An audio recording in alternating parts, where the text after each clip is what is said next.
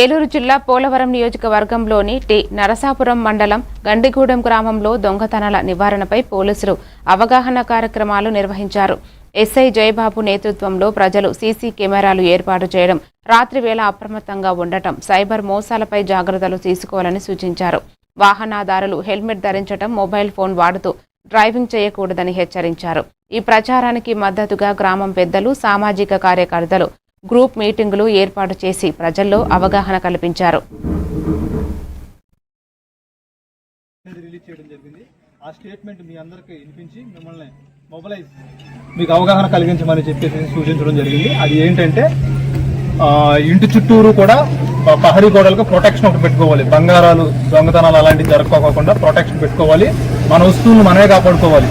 అందు నిమిత్తం బంగారాన్ని అన్నింటికంటే ముఖ్యంగా ఏం చేయాలంటే బ్యాంక్ లాకర్లో పెట్టుకోవడం వల్ల మన బంగారం అనేది సురక్షితంగా క్షేమంగా ఉంటుందని చెప్పేసి ఎస్ఐ జయబాబు గారు అనేది తెలియజేయడం జరిగింది.